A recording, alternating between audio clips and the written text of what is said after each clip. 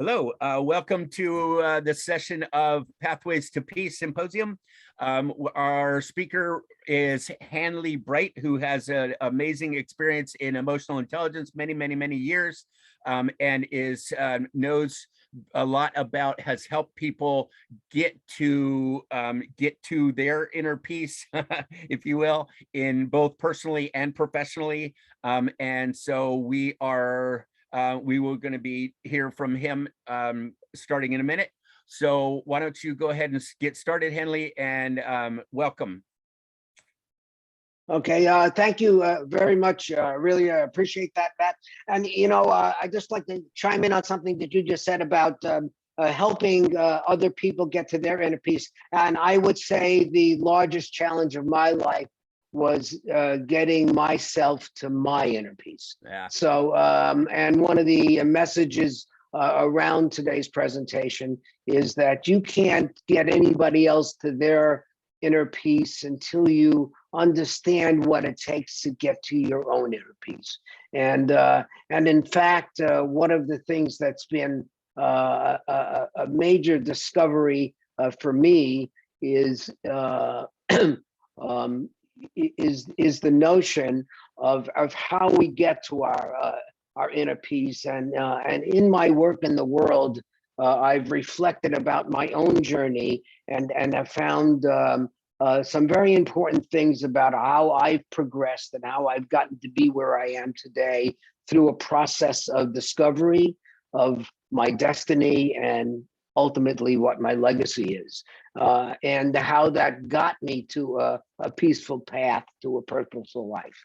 It didn't start out that way for me, and it usually doesn't start out that way for anybody, but how it is we get there. So I'd like to do is take the next 25 minutes to discuss two converging concepts. And again, in the process of 25 minutes, two concepts is plenty, okay? So first, the two concepts are very clear. First, though there are great differences, there are also great similarities in all of our journeys. So we are all taking different paths. We are going in different ways, but there are also, I think, and I have found for myself and others that I've interacted and dealt with, some real similarities.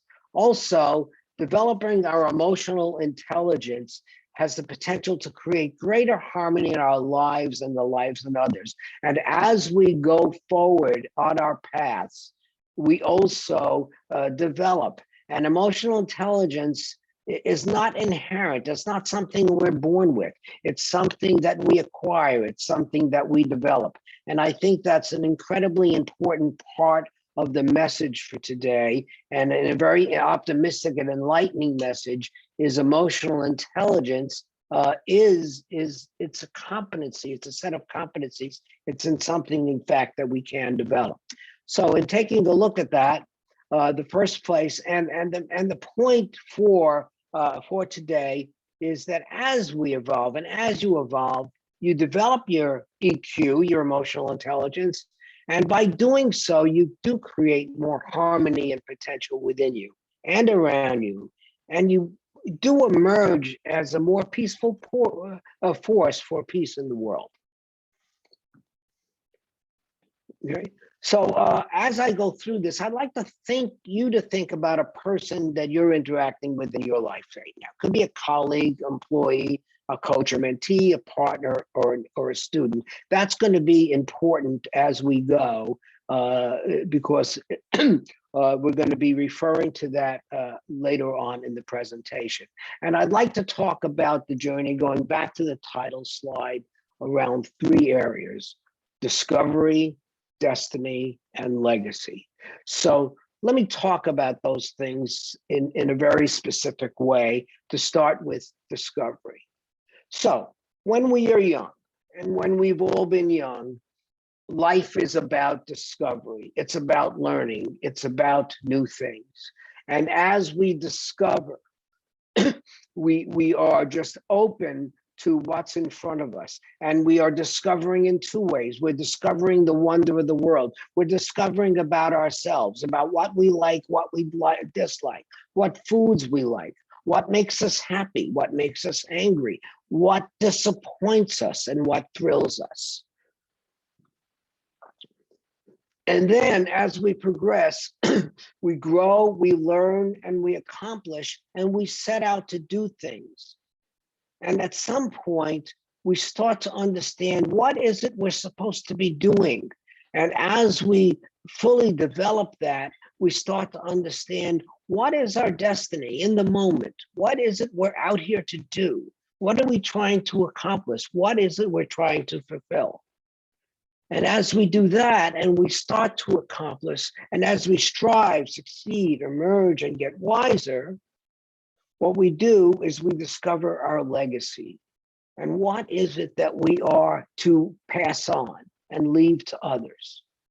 So this concept of being on a journey that takes into account discovery, destiny, legacy is not a linear process, but in fact is more, think of it as a spiral staircase, something that as we grow and as we mature, we move from discovery, destiny, legacy.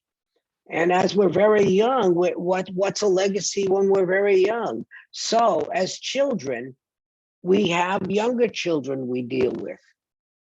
You know, all of us have had an older brother or friend or another sibling who has in fact helped us out, or a younger brother or sibling or friend who we've helped out. And we remember, we record those things, and those are important legacies to us. We might not think of them at the time as legacies, but in fact, that is what they are.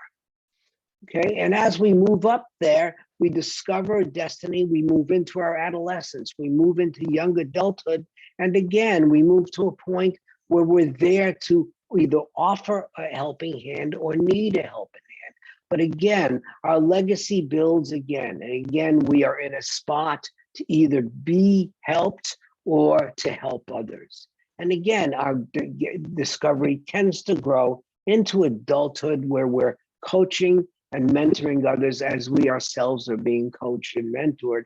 And then as we grow, we get to the point where our destiny becomes our legacy, okay? Where we're here now to simply pass on. Now that's an important journey, and I think there's a great similarity in all of our journeys that way. So if we take that and we take a look at this notion of discovery, destiny, and legacy, I'd like everybody to take a moment. And where are you in your journey? Just so consider this about where you are in your journey. Okay? And also then, as you're considering that person I asked you to consider a while back, think about that. Where do you suspect the other person is in their journey? Okay, so if you could just pause this recording for a second and just consider this for a minute about that and the importance of the difference between yours and other people and what the implications are for that. Okay, now moving forward, you see, there are converging concepts here. Okay, so we have the notion of the converging concept of legacy and the journey from discovery, destiny, and legacy towards a peaceful path to a purposeful life, and merging that with the whole notion of emotional intelligence, EQ. So what does that mean? Well, what I'd like to do, EQ is well studied, incredibly. There's a library of books on it, and there's a tremendous amount of material on it. And I would like to focus on 4 very specific dimensions of emotional intelligence that are particularly important to this journey that I'm talking about. The first one being the importance of self-concept. Now, we talk a lot about self-awareness, but there's something larger than self-awareness, which is this notion of self-concept, of which self-awareness is a component of. But self-concept is self-awareness. It also includes self-worth. So it's not only how aware you are of yourself, your actions, your feelings, but also your thought, your esteem, how you think of yourself. It also includes your knowledge and your acceptance of your gifts and how you're using them in the world. And also your awareness and your acceptance of your vulnerabilities and how you are using them and how you're dealing with them in the world. So that's the whole notion of self-concept. The second one is the notion of your situational awareness.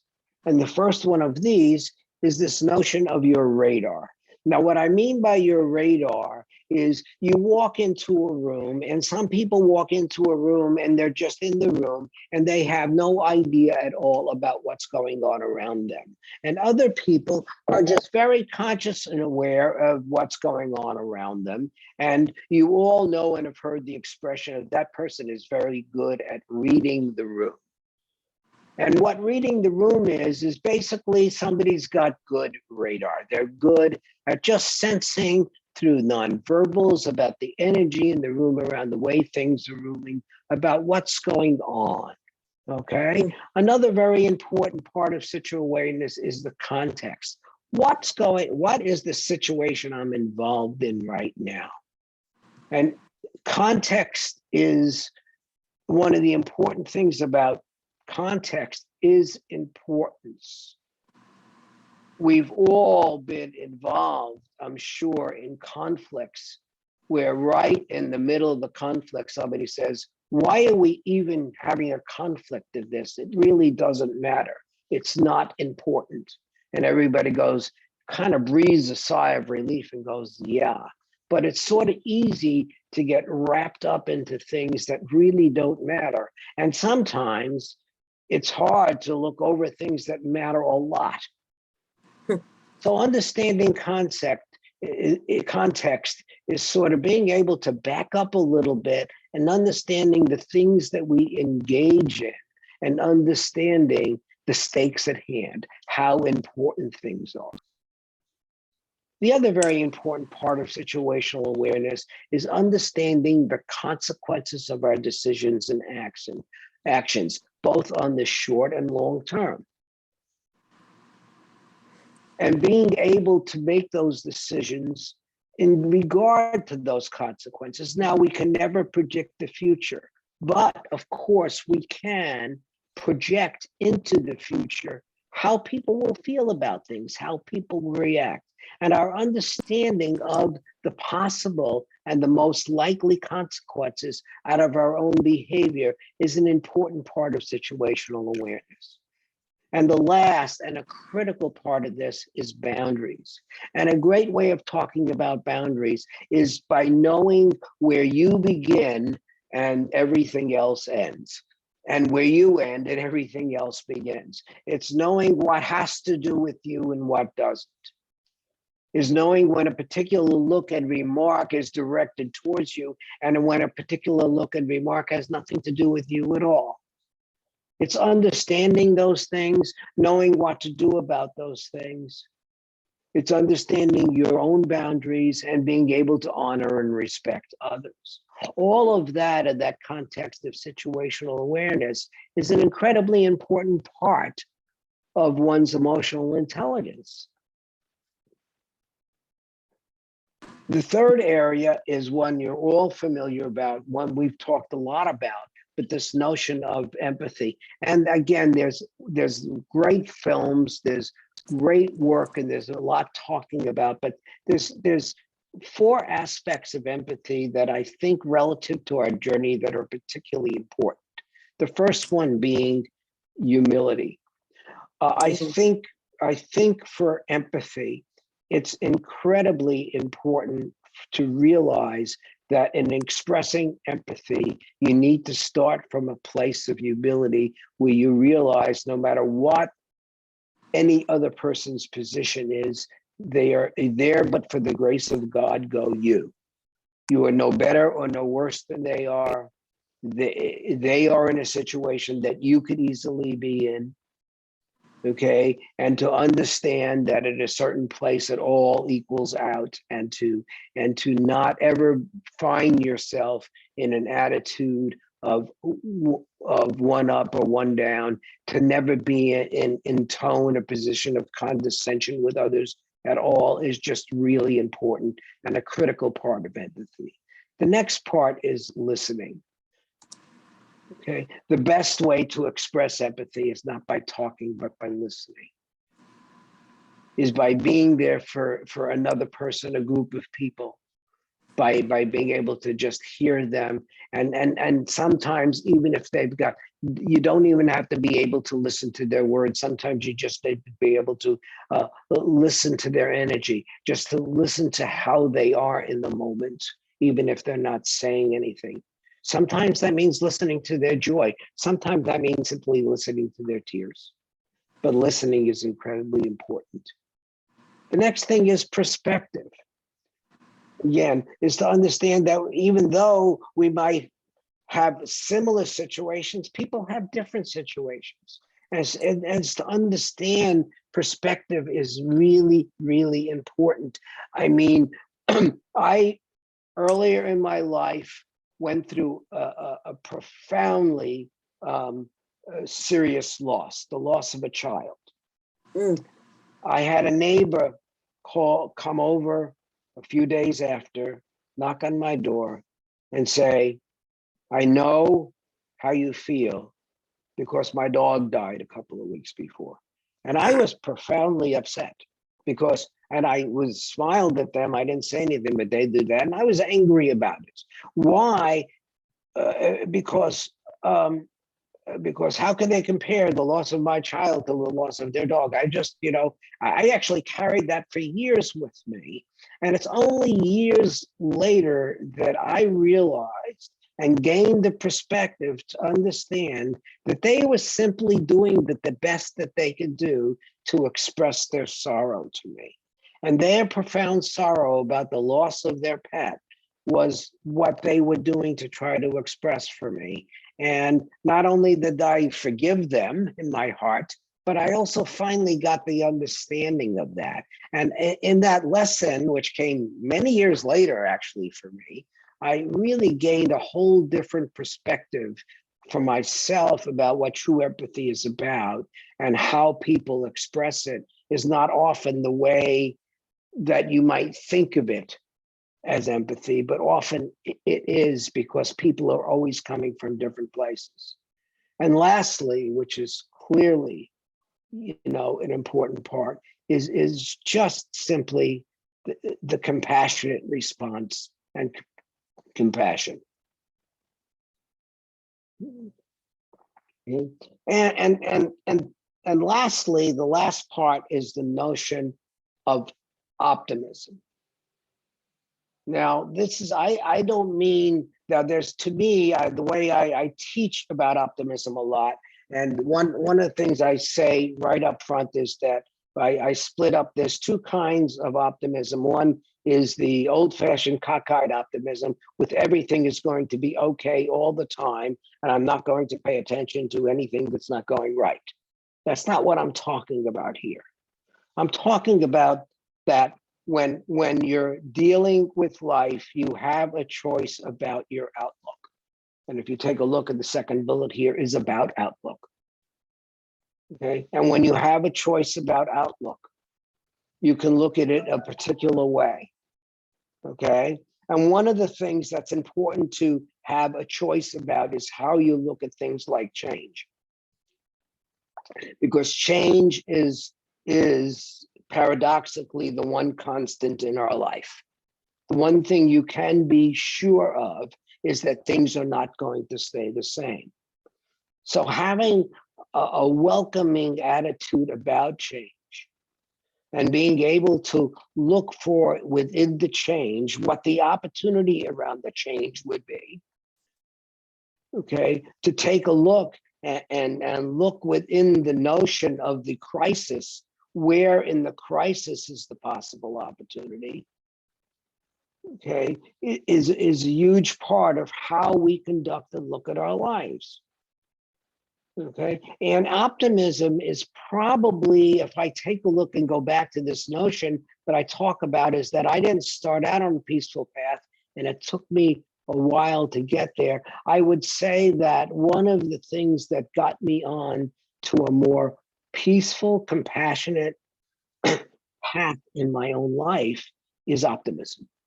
Is just being able to look on that side of things. And that's not to be naive about the other side of things. It's just to choose to look at the possibilities. And lastly, around optimism is this whole notion of defiance. And what I mean about defiance, that in the face of a lot of negativity coming to you, in the face of bad luck, in the face of crisis, in the face of lack of peace, in the face of conflict, it takes a tremendous amount of courage to continue to have an outlook and look at the world in a better way. And to have that defiance of looking for a better thing. And in the world today, if you look at the news, we're seeing the people who are showing a level of profound defiance like many of us have not seen in our life right now. So if we take a look at these four assets, what you want to do, you want to pause. If you want to draw this for, if you want to draw this for this grid for a second, this four nation grid, and you take a look at this, and you look at the fact that there are on both of these sides, there are assets and vulnerabilities, and then there's either you or the other person. And then what you can do here is just to use this as a way to see where you are and to sort of get an asset again. This is a way to interact with another, and you see for you. So what are some of the things that are really part of your wheelhouse, if you will? You know, what are some of the things that are just really your strengths? And what are some of the things that are strengths of that other person we talked about? And finally, what are some of your vulnerabilities? And what are some of the other person's vulnerabilities? And how does that help you to see them more clearly and see yourself more clearly? You know, because again, going back is by merging these emotional intelligence components again with this notion of your journey is what brings you to a better place. Okay, and that is the end of my slide set and about the end of my time. So I'd like to thank you very much for your time, and I'm going to turn it back over to Matt. Well, that was wonderful, Hanley. Thank you very much. It's really profound, in my opinion, to take a look at ourselves, where we are now, and what we may be leaving in the world, the legacy part of it. I don't think most people think of that. They're just here for a little while and then they're gone. So that for me was huge. Thank you for that. Okay. So let's sum it up. Where do we go with this? How do we take this? Can we have this PowerPoint first off? And can we share it with other people? How do you imagine us getting this out into the world? Okay, well, first of all, a couple of things that's possible here for me. Sure, Matt.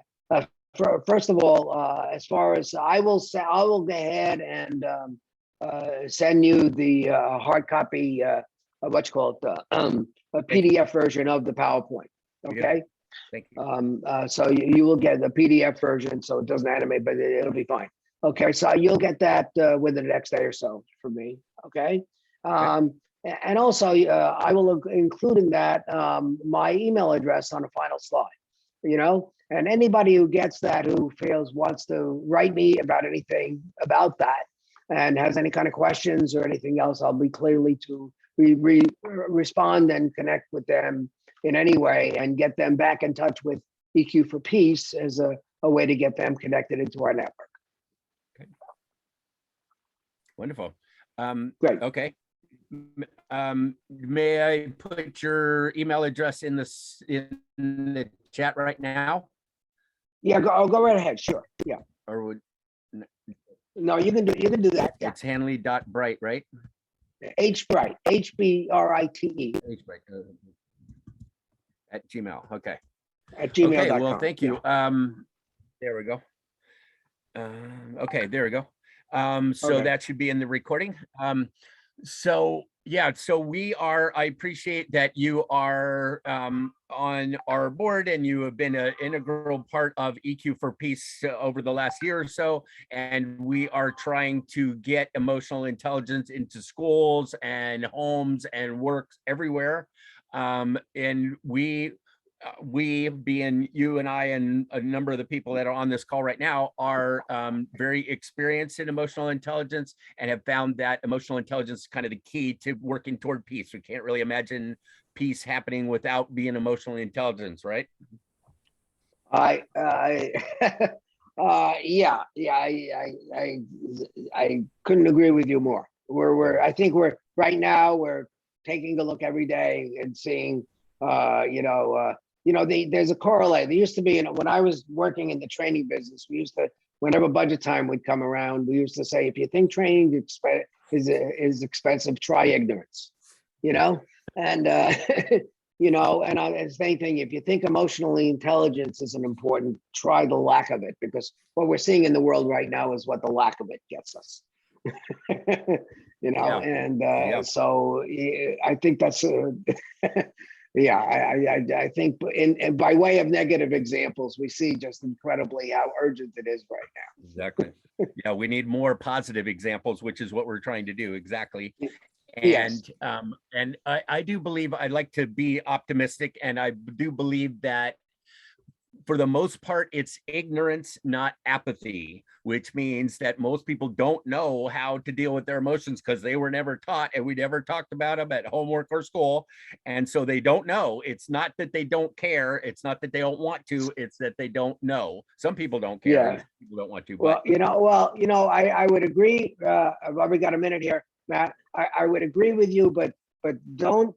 It's apathy. But what I mean, I think you're right about ignorance. I think, but I think ignorance, it could be root, but I think ignorance leads to apathy at some level, but it also leads to fear. And I think a lot of what we're dealing with right now is not only people becoming more aware of their emotions, but also dealing with the courage to deal with them. Beautiful. I think because in a lot of societies, dealing with your emotions has got a lot of stigma attached to it. Definitely. And overcoming and deal with that is, I think, another challenge for the whole area of the work we're trying to do right now. Right. And I do agree that it's not only knowing how, but having the courage to go forward with it. You're right.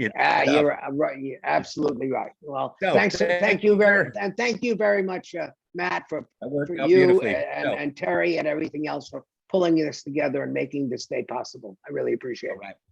Bye, Hanley. Take care.